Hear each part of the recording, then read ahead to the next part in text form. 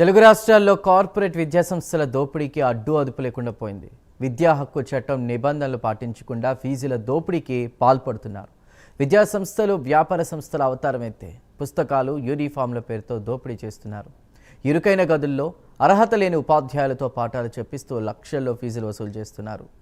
చదువుకుంటున్నామా అనేటువంటి స్థాయిలో దోపిడీకి తెరలేపిన చైతన్య విద్యాసంస్థల అవినీతిపై మా ప్రతినిధి సుధీర్ మరింత సమాచారాన్ని అందిస్తారు.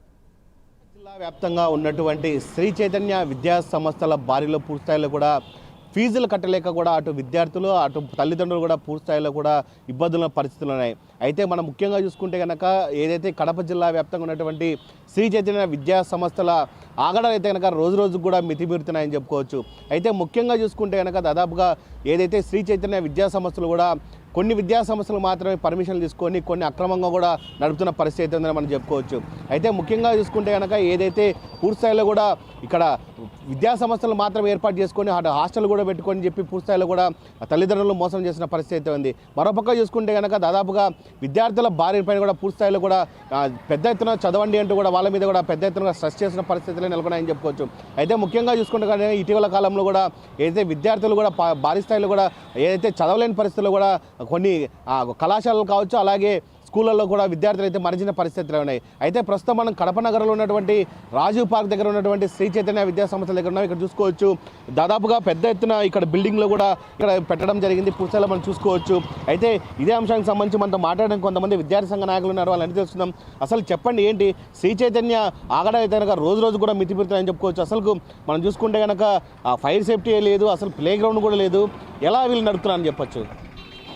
ఇప్పటికీ రాష్ట్ర వ్యాప్తంగా శ్రీ చైతన్య పాఠశాలలు రోజు రోజుకు పెరిగిపోతూ ఉన్నాయి. ప్రతి సంవత్సరము 2-3 బ్రాంచులు పెంచుతూ ఈరోజు దాదాపు కడప జిల్లా వ్యాప్తంగా 28 స్కూళ్ళు ఉన్నాయి. అందులో ఒక 5 రెసిడెన్షియల్ స్కూల్స్గా ఏర్పాటు చేయడం జరిగింది. రెసిడెన్షియల్ పాఠశాలలకు ఎక్కడ కూడా పర్మిషన్ అయితే లేదు. అదేవిధంగా ఒలింపియాడు, ఈ లెర్నింగు, టెక్నో అని చెప్పి రకరకాల ముద్దు పేర్లతో వచ్చే సంవత్సరాన్ని కూడా ఇప్పటి నుంచే కరపత్రాలు ముద్రించుకొని డోర్ టు డోర్ ప్రచారం చేస్తూ ఉన్నారు. 9th క్లాస్ పూర్తి అయ్యేటువంటి విద్యార్థులకు ఇప్పుడే 10th సిలబస్ కూడా పూర్తి స్థాయిలో ఫీజు కట్టించుకొని బుక్స్ తీసుకొని ఈరోజు సిలబస్ కూడా జరుగుతూ ఉంది. ఇక్కడ ఈ పాఠశాలలో గతంలో అనేక ఆరోపణలు ఉన్నాయి. ఇది 10th వరకు నడుపుతాను కూడా మధ్యలో పర్మిషన్ లేదు. 2 సంవత్సరాల కిందటనే పర్మిషన్ వచ్చింది. దీనికి ఎగ్జిట్ దారి కూడా లేదు. విద్యాశాఖ అధికారులు కానీ లేకపోతే ఫైర్ డిపార్ట్మెంట్ వాళ్ళు ఏ విధంగా పర్మిషన్ ఇచ్చారని చెప్పి కూడా మేము కూడా ప్రశ్నిస్తూ ఉన్నాం. ఏదైతే డ్రిల్లింగ్స్ లాగంటి స్టెప్స్ వేశారు, పోవడానికి దిగడానికి చాలా ప్రమాదకరమైనటువంటి ఒక అపార్ట్మెంట్ నడుస్తూ ఉంది. ప్లే గ్రౌండ్ లేదు.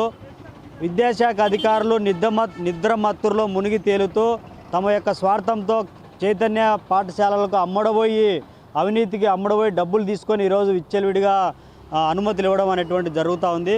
అదేవిధంగా పుస్తకాల పేరుతో 15,000 రూపాయలు ఒక్కొక్కరి దగ్గర నుంచి వసూలు చేస్తూ ఉన్నారు. ఆ 15,000 రూపాయలు ఉంటే పిల్లలకు ఫీజులోనే సగం కంటే ఎక్కువ వసూలు చేస్తూ ఉన్నారు. 15,000 రూపాయల బుక్కులు కొంటే ఆ బుక్స్ అన్నీ కూడా మోయలేనన్ని బుక్స్ ఈరోజు విద్యార్థులకు ఇస్తూ ఉన్నారు. ఇప్పుడు కూడా అక్కడ గోడౌన్లో బయటకే కనపడుతున్నటువంటి పరిస్థితి కూడా ఈరోజు చైతన్య పాఠశాలలో ఉందని చెప్పి మేము ప్రధానంగా చూసుకోవచ్చు. వీళ్ళ కనీసం ప్లే గ్రౌండ్ కూడా ఉండవు. కనీసం మనం బిల్డింగ్లు చూస్తే కనుక ఎక్కడో మారుమూలగా పెద్ద సందులో ఉన్న బిల్డింగ్లు ఉంటాయి. అసలు కొన్ని ప్రదేశాలు చూసుకుంటే విద్యార్థులు కూడా యాక్సిడెంట్ అయిన పరిస్థితులు ఉన్నాయి. దీని మీద మీరేమంటారు? కూటమి ప్రభుత్వం కూడా అసెంబ్లీలో కూడా చర్చించడం అనేటువంటిది కూడా జరిగింది. మధ్య పత్రికలలో కూడా వచ్చింది. నో బ్యాగ్ డే అనేటువంటిది శనివారం నో బ్యాగ్ డేగా వచ్చే విద్యా సంవత్సరం నుంచి నిర్వహించాలని చెప్పి తీసుకుంది. దీన్ని మేము స్వాగతిస్తూ ఉన్నాం. అయితే ఇలాంటి అపార్ట్మెంట్లో ఉన్నటువంటి వాళ్ళు నో బ్యాగ్ డే రోజు పాఠాలు కాకుండా అదర్ యాక్టివిటీస్, స్పోర్ట్స్ కానీ లేకపోతే డ్యాన్స్ ప్రోగ్రామ్ కానీ లేకపోతే వేరు యాక్టివిటీస్ అన్ని నిర్వహించాలా. ఇక్కడ ఎక్కడ నిర్వహిస్తారనేటువంటిది మనం చూడడానికి వెయిట్ చేయాల్సినటువంటి సందర్భం ఉంది. అదేవిధంగా వ్యాన్లకు పర్మిషన్ లేదు. విపరీతమైనటువంటి స్ట్రెంత్ను ఒక సీట్లో 3-4 కూర్చోబెట్టి ఈరోజు టౌన్ అంతా కూడా తిరుగుతూ ఉన్నారు. చాలా సందర్భాల్లో యాక్సిడెంట్లు ఇదే చైతన్య వాళ్ళ రాయంపేటలో కూడా యాక్సిడెంట్లు అయ్యి పిల్లలకు దెబ్బలు తగ్గడం అనేటువంటి జరిగింది. ఆర్టీఓ అధికారులు కూడా కాలం చెల్లినటువంటి బస్సులపైన కూడా చర్యలు తీసుకొని వాటిని సీజ్ చేయాలని చెప్పి మేము కోరుతా ఉన్నాం. అన్న మీరు చెప్పండి, ప్రధానంగా ఈరోజు చూసుకుంటే కనుక విద్యార్థుల తల్లిదండ్రులు కూడా ఫీజులు కట్టలేక కూడా పూర్తిస్థాయిలో పెద్ద ఎత్తున ఇబ్బందులు పడుతున్న పరిస్థితి ఉంది. మరోపక్క శ్రీ చైతన్య యాజమాన్యం కూడా రోజు రోజుకు ఫోన్లు చేసి ఆ తల్లిదండ్రులు ఇబ్బంది పెడితే ఖచ్చితంగా ఫీజు కట్టాల్సిన ఇబ్బందులు పెడుతున్నారు. ఈ నేపథ్యంలో తల్లిదండ్రులు కూడా ప్రధానమంత్రి చూసుకోవచ్చు కొన్ని చోట్ల సూసైడ్ చేసుకున్న పరిస్థితులు ఉన్నాయి. దీని మీద మీరేమంటారు? ఈరోజు కడప జిల్లాలో చైనా విద్యాసంస్థగా తయారైనటువంటి శ్రీ చైతన్య విద్యాసంస్థల యొక్క అక్రమాలకు ఆగడాలకు హద్దు లేకుండా పోయింది.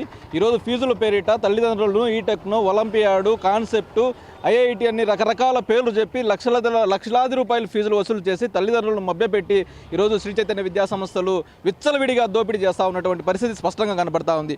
ఈరోజు శ్రీ చైతన్య విద్యాసంస్థల్లో క్వాలిఫైడ్ టీచర్స్ ఉండరు, విద్యార్థులు కనీస మౌలిక సదుపాయాలు ఉండవు, విద్యార్థులకు కావాల్సినటువంటి భద్రత ఉండదు, ప్లే గ్రౌండ్ ఉండవు. అయినా కూడా విచ్చలవిడిగా మాకు అన్నీ ఉన్నాయని చెప్పేసి ఈరోజు విద్యాశాఖ అధికారులనే మేనేజ్ చేసేటువంటి దౌర్భాగ్య పరిస్థితులు ఈరోజు శ్రీ చైతన్య జిల్లా విద్యాశాఖ అధికారులు ఉన్నారు. మరి ఫీజుల నియంత్రణ చట్టము ఒకటి ఉంది. ఫీజుల నియంత్రణ చట్టానికి జిల్లా కలెక్టర్ గారు చైర్మన్గా ఉంటూ తల్లిదండ్రుల పేరెంట్స్ కమిటీగా ఒక ఫీజుల నియంత్రణ చట్టం అనేది ఒక చట్టం ఉంది. కానీ జిల్లాలో ఎక్కడ కూడా ఫీజుల నియంత్రణ చట్టం అమల్లోకి రావడం లేదు.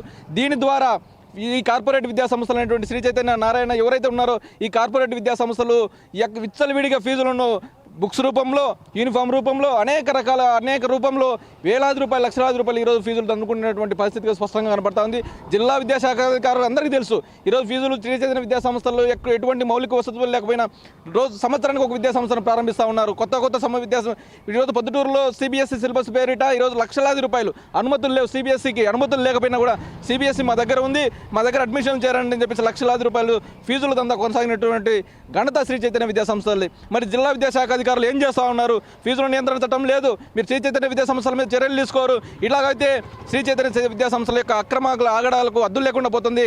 కాబట్టి ఈరోజు నూతన విద్యా సంవత్సరం 2025-26 విద్యా సంవత్సరం కాకమునిపే ఈరోజు విచ్చలవిడిగా విద్యాశాఖ నిబంధనలను అతిక్రమించి బుక్స్ అమ్ముతున్నారు, యూనిఫామ్ అమ్ముతున్నారు. విద్యాశాఖ అధికారులు తెలుసు కూడా ఈరోజు పట్టించుకోవడం లేదు. వారి యొక్క దోపిడీని అరికట్టాలని చెప్పేసి జిల్లా విద్యాశాఖ అధికారులు మేము గట్టిగా డిమాండ్ చేస్తూ ఉన్నాం. అన్న మీరు చెప్పండి, ప్రధానంగా దాదాపుగా 35,000 నుంచి 40,000, 50,000 కూడా విద్యార్థుల నుంచి ఫీజు వసూలు చేస్తున్నారు.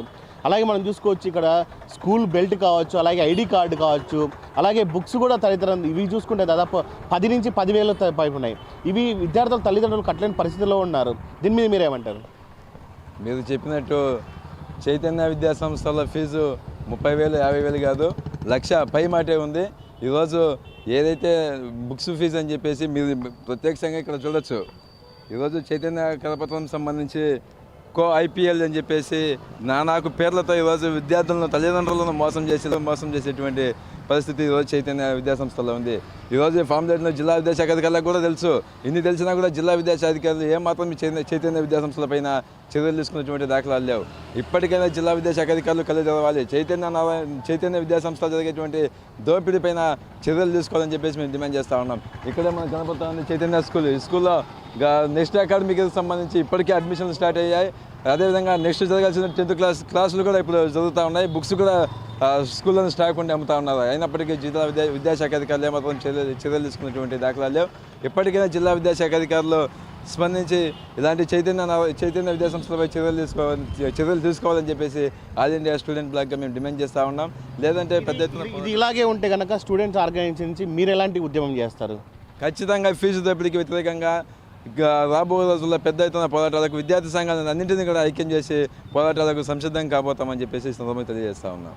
ఇదే ముఖ్యంగా చూసుకుంటే ఏదైతే శ్రీ చైతన్య ఆగడాలు అయితే కనుక రోజు రోజుకు మితిమీరిపోతున్నాయి. అలాగే ఐఐటి అంటూ, సిబిఎస్ఈ అంటూ విద్యార్థులను పూర్తిస్థాయిలో కూడా దోచుకుంటున్నారు. అలాగే విద్యార్థులు కూడా పూర్తిస్థాయిలో కూడా వాళ్ళు స్ట్రెస్కి గురవుతున్న పరిస్థితి అయితే ఉంది. అయితే మానసికంగా ఏదైతే శ్రీ చైతన్య చేస్తున్నటువంటి ఒత్తిడి తట్టుకోలేకనే కొన్ని విద్యా సంస్థల్లో విద్యార్థులు కూడా మృతి చెందిన పరిస్థితి అయితే ఉంది. పూర్తిస్థాయిలో కూడా ఇవన్నీ కూడా జిల్లా అధికార యంత్రాంగం కూడా ఇప్పటికైనా కళ్ళు తెరిచి ఏదైతే శ్రీ చైతన్య చేస్తున్నటువంటి ఆగడాలను కూడా పూర్తిస్థాయిలో అరికట్టాలని, ఏదైతే లక్షల రూపాయలలో దోచుకున్నటువంటి డబ్బును పూర్తిస్థాయిలో కూడా విద్యార్థులు కట్టలేని పరిస్థితిలో ఉన్నారు. ఇవన్నీ కూడా పూర్తిస్థాయిలో అధికారులు, అటు డిఈఓ, అటు మొత్తం రాష్ట్ర ప్రభుత్వం కూడా పూర్తిస్థాయిలో దీని మీద చర్యలు తీసుకోవాలని చెప్పి ఇక్కడ ఉన్నటువంటి విద్యార్థి సంఘ నేతలు కోరుకున్న పరిస్థితి ఉంది. వీడియో జర్నలిస్ట్ రాకేష్తో సుధీర్, ప్రైమ్ న్యూస్, కడప.